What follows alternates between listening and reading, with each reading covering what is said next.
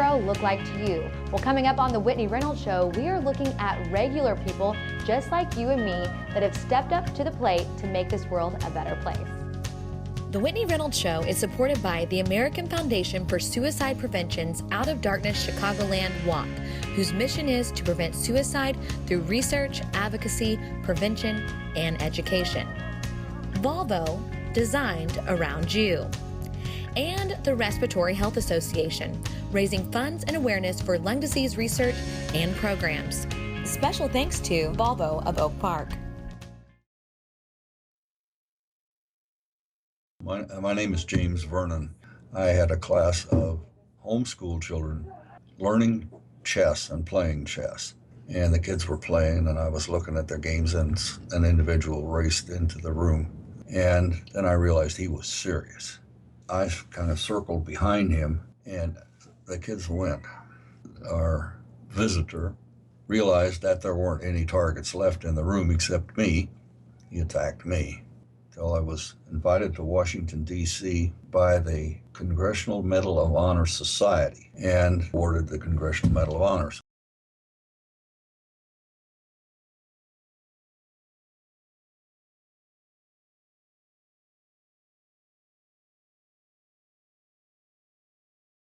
Today's guests aren't wearing masks and capes, and they weren't folks that had ambitions to save the world. They are regular people like you and me that were in an emergency situation and decided to step in and help. We're talking everyday heroes.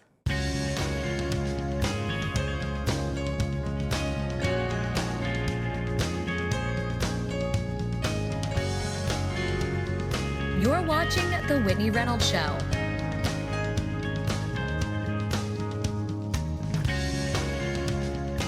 Our first guest is a Chicago firefighter who risks his life every day to save others.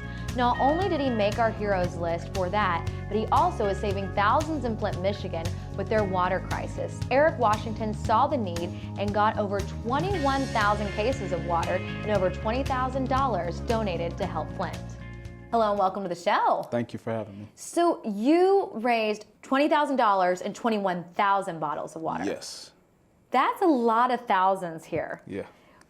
You're not from Flint, first of all, so Nope. it wasn't that you had like some hometown roots that you felt like you had to help.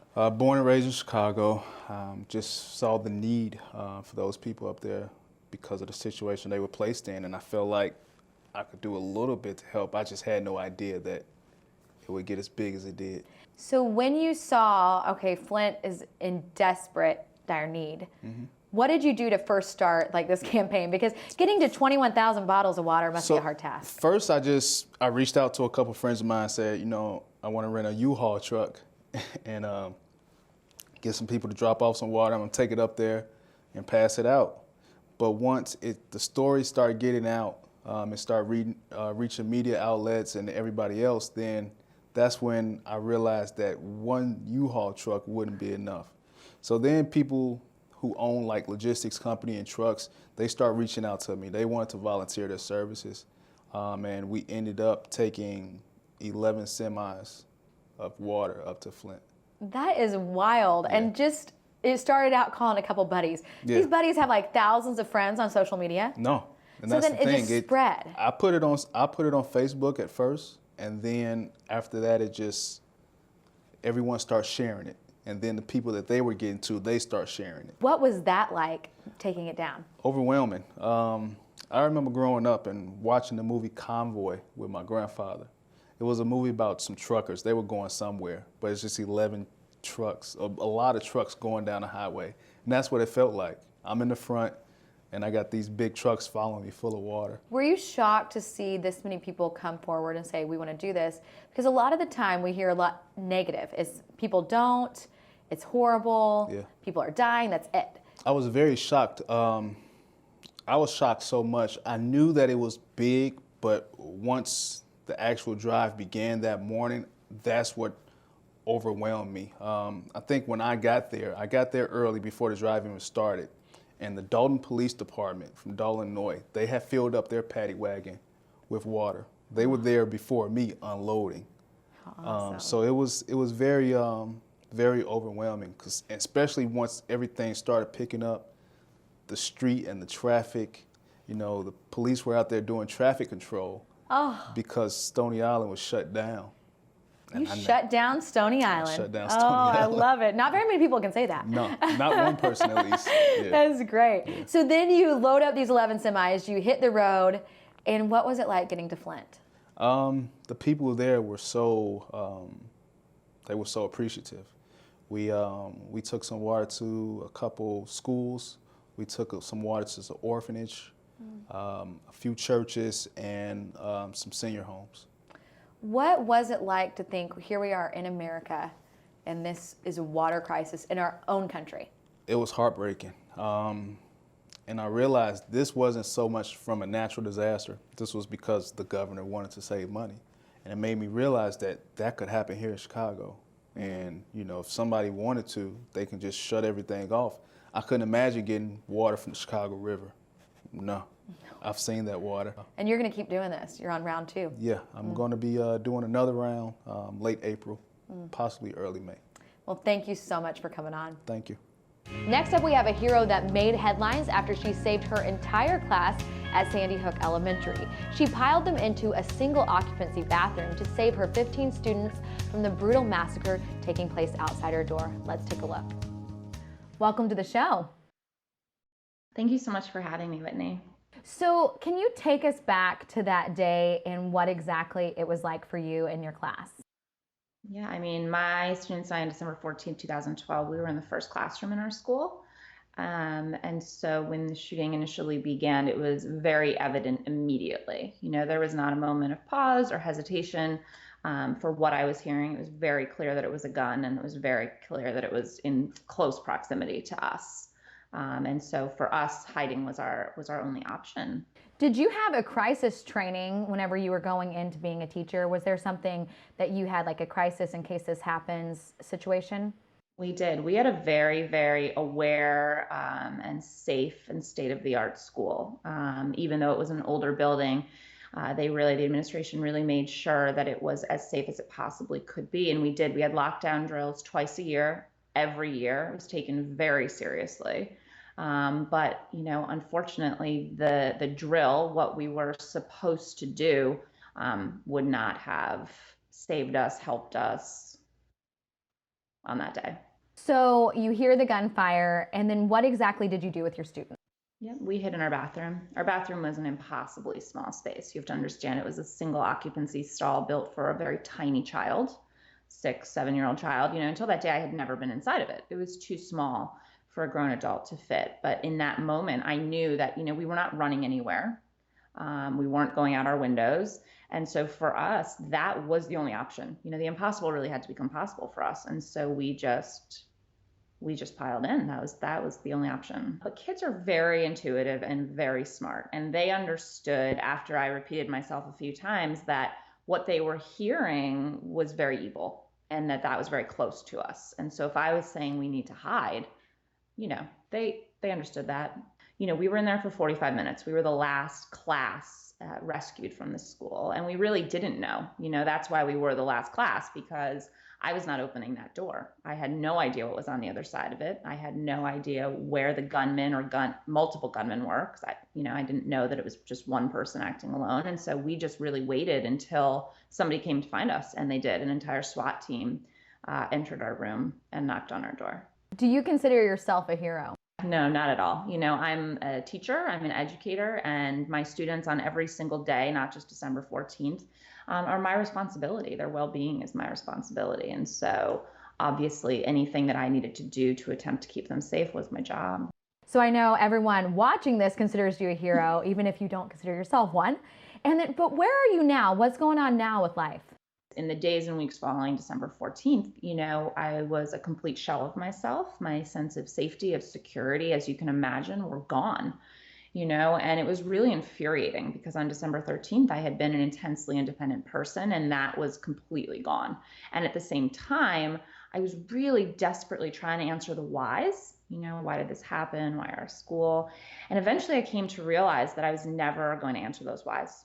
The day I decided that I needed to shift my energy and focus on questions I could answer was the day that I was able to start moving forward. I started traveling all around the world, speaking to people, huge audiences, and connecting with them.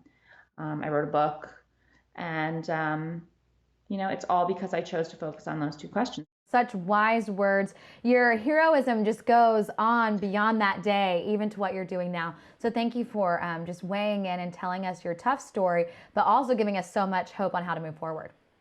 Thank you, Whitney. Our next guest took his daily skill set to help save a woman's life when he was off the clock.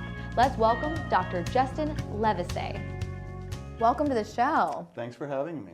So take us back to that day, because it's your job day in, day out to save people's lives. But here you are on your off time and you step right in. Sure, it was the end of a long week. It was a Friday afternoon and my wife asked me to pick up some food on the way home. So I walked into a restaurant and it was at a time in Evanston where there was a university graduation. So there were just 30, 40 people in the waiting room waiting for tables and to pick up food. So I paid for my food and was kind of looking around the lobby and I saw a woman probably in her mid-70s who didn't look very good to me. I think sometimes as a doctor or a nurse you develop a sixth sense that you can kind of look at someone and maybe think that something's not quite right. So at any rate, I continued to wait for my food and within 4 to 5 minutes this unfortunate woman collapsed and was on the ground. And I looked around the lobby of the restaurant and there were 40 people like deer in headlights kind of standing there looking at her. So I asked the hostess to call 911 and I assessed this woman and she didn't have a pulse. She was unresponsive and wasn't breathing. Luckily this was your trade, so you knew it a Sure. little bit more. But did you have something just in your gut that told you, I got to do something? Yeah, I did. And I think you're right in the sense that having training in this makes it a lot easier to jump in. And I think, when I was an intern in medical school, when there were code blues and people went into cardiac arrest, it's very stressful and it's upsetting and it's hard to think straight, which is why I think other people weren't jumping in. But, after years of doing this, I'm kind of over that. So one thing that we live in this day and age is like the fear of being sued. Like this Sure. is such like, everyone's like, oh, I wouldn't want to like wave someone into the intersection because, oh, I might get sued or this might Sure. happen. Did that even cross your mind or did your instinct just kick in? My instinct kicked in. You first and foremost, you try to do the right thing in life and you hope that other people recognize that. And that's kind of where I was coming from. You save lives every day, but did this day feel extra special because it was outside of your normal, you're just going to get food and you end up saving a life? Sure, absolutely. As a cardiologist, I see people in cardiac arrest, more frequently than I would like to, that's for sure. But it's much different when you're in a public place, and I did get a round of applause on the way out. I hope a free burger nice. too. I didn't, I'd already paid for my food. Darn. I had to pay for my food. What would you say your biggest takeaway from that was? My biggest takeaway from that is that, what I did was what I've spent most of my adult life learning to do. My biggest takeaway was that there were 30 other people there that, for really understandable reasons, didn't do much of anything. But I think true heroes, someone who's really a hero, would be someone who doesn't have a medical background, taking an hour out of their life to go learn how to do CPR. And then do what I did in a public place. And it happens all the time. And you're not just saving strangers, you could save your husband, you could save your wife, God forbid you could save your own child. Right. And this is an easy thing to do. And I think what a lot of people don't understand anymore is that CPR, you don't have to give rescue breaths. The mouth-to-mouth part of CPR is no longer recommended. And I understand how people don't want to get that up close and personal that would be, with someone they don't know. Right. All it is now is chest compressions. Wow. So it makes it a lot easier, and you can literally learn how to do it in 30 minutes to an hour. It's so easy to do. And that is life-saving. Where can people do that? Do you have a recommended site? Sure, you can go to American Heart Association on their website, and they have links to classes. Also, heartsafecommunity.com has links. And like you were saying, it's an hour out of your life. But you never know when you're going to be in one of those situations. You never do. And even that hour of training, of kind of knowing what to do in a situation like that, can help prevent you from freezing up and getting caught up in the tension of the moment. because you just know what you need to do, and it gives you the confidence to act and to literally save someone's life. Well, thank you for stepping up to the plate that day and coming on the show today. No worries, thank you. It's now time for the viewer's voice, and this week's question is, who is your greatest hero and why? I think it's important that when you have a hero, they show you it's okay to fail as long as you get back up, and that would be my father. My father has always been somebody who has been leading by example and has always put his family first, so to me he's my hero. My greatest hero is my mother. She is the most resilient, intelligent, and wise woman, and she has given me a wonderful symbol and example to live by, and I respect her and admire her more than she may even realize. Muhammad Ali, and that would be just because the inspiration of what he went through of fighting for what he believes in, as well as competing in a sport that he believes in throughout his whole entire life, and he still stands for the same thing today. My grandfather, he was a World War II survivor. He was a prisoner of war. He got a Purple Heart and a Bronze Star in World War II. My greatest hero is hands down my little brother. He is on the spectrum of autism, and I have just noticed all the challenges and boundaries he has been able to get through in his life, and it's truly inspiring to me because he's also a type 1 diabetic. So to deal with that many things being put on your plate, I have to think there was a reason, and God tells me, you know, look at him for inspiration and roll with it. I actually have two. One is my wife, because of the organization she started, you know, helping children in Honduras, you know, derive an education. But my second one, more domestically, is all of those caregivers out there who are taking care of people with, you know, in the state of dementia, early, middle, and late stages. I just have a whole lot of, you know, empathy and appreciation for those people that step up to the challenge, and hopefully there'll be a lot more research and work going into that, you know, process of curing that disease. Last but not least, we have Amy and Sue Lyons. Amy was diagnosed with a rare type of cancer as a child. We are recognizing her as a hero today because through her trial, she blazed the trail for children to follow when it comes to recovery and type of care. She is our hero in trial. She might not have known it at the time, but because of her journey, she is saving lives.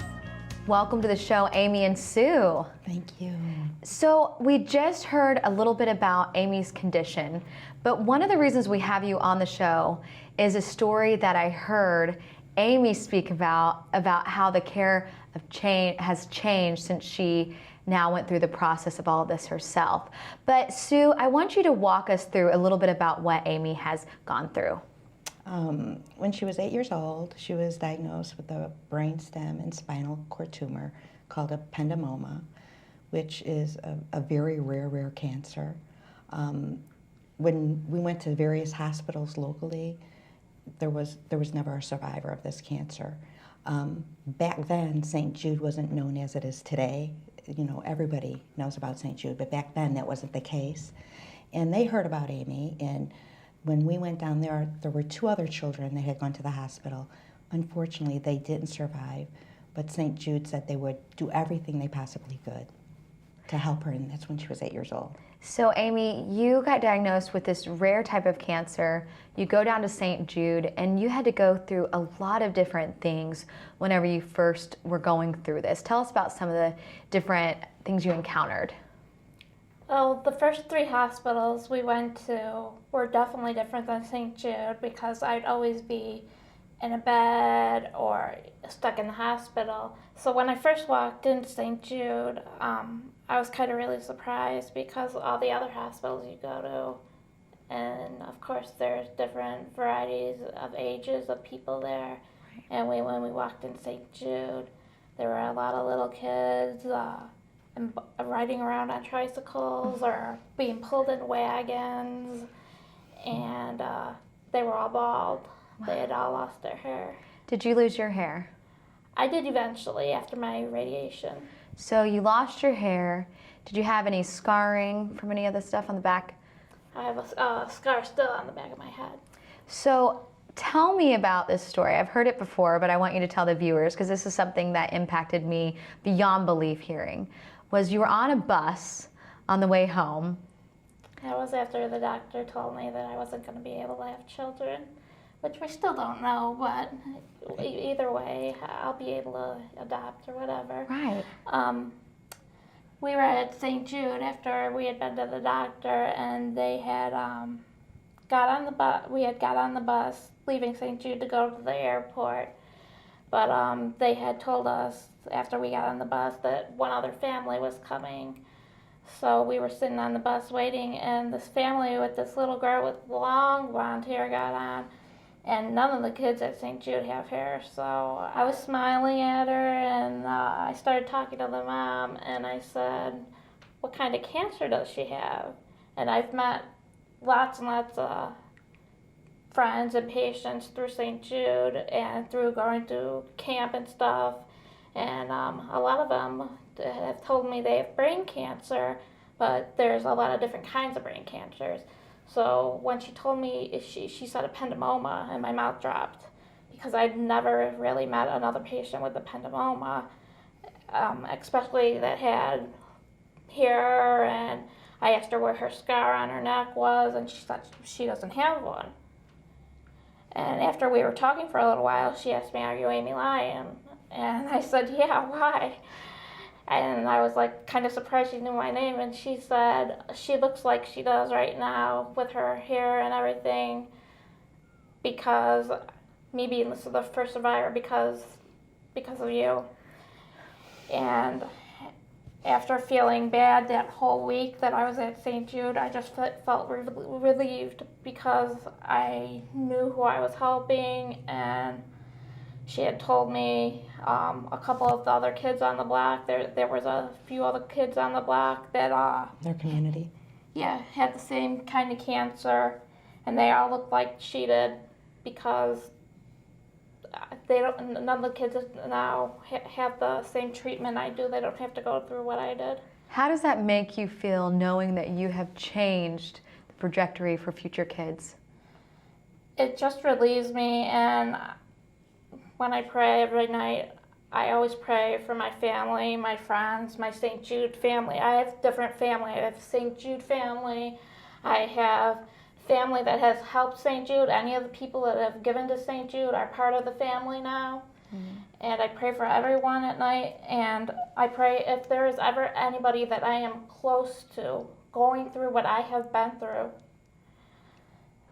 just put the burden on me, because I have been through so much.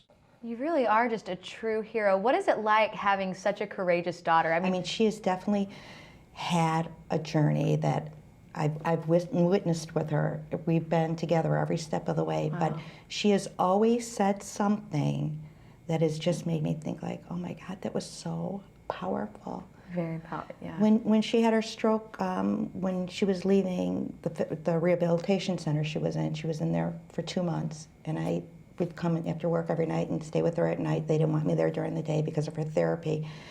But she came home on Mother's Days, and I went there to pick her up. I thought, this is the greatest gift I can have. She survived the stroke that was so bad that we didn't know she would walk and talk again. And as I was emptying her room, loading the car, the nurse said, there's a man down the hallway that wants to talk to you. Now, I hadn't met anybody. I thought, that wants to talk to me? I don't know anybody. And he said, please, when Amy's mom comes, whatever time it is, please wake me up. So as I went to his room, I said, did you want to speak to me? And he said, your daughter changed my life. And he talked so slow, and I said, he goes, if you would just sit with me for a minute, I have to explain something. It's going to take a long time, but I have to say it. And here he was 75 years old. He said it was his 3rd stroke. And after his 2nd stroke, he was so mad at the world that he stopped talking to everybody. He was mean-spirited. And he said, your daughter was in my group session. And to hear the life that she has had and how grateful she is and how sweet she is, he goes, I am ashamed of myself. When I leave here, I am calling all my family, because I had a healthy, full life. And to hear just what she's been through since she was 8, I'm ashamed of myself. He said, God's given you a gift. And I was just, tears were streaming down my face, and I said, thank you for sharing that with me, because I knew bringing her home today meant so much to me, that she overcame another huge hurdle that a lot of people don't get the opportunity to. And then you sharing that with me. And when we got home, I said, Amy, this elderly man just really touched me, and she didn't even know who I was talking about. I was mad when I first got sick, and I'd ask myself, why am I sick? And I said, you know what, it's not God's fault. God does the good things. The devil does the bad things. And I said, there's always a silver lining. And I said, it's going to come sooner or later. And I still think that to this day, whenever something bad happens, I said, I turn it around and said, what's the good side of this? Who am I helping? You are a hero across the board. Thank you so much for coming on. Thank you both for sharing your courageous story. Thank you. Thank you for having us. Today we introduced you to everyday heroes. Today's guest had something in common.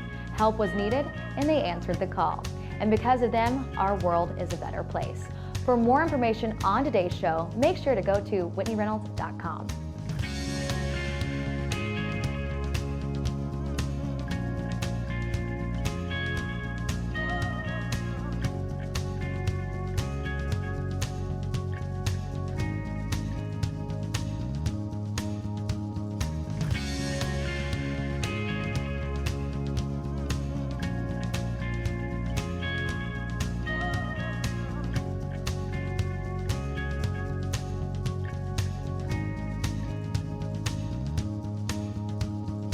The Whitney Reynolds Show is supported by the American Foundation for Suicide Prevention's Out of Darkness Chicagoland Walk, whose mission is to prevent suicide through research, advocacy, prevention, and education.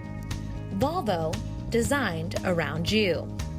And the Respiratory Health Association, raising funds and awareness for lung disease research and programs. Special thanks to Volvo of Oak Park.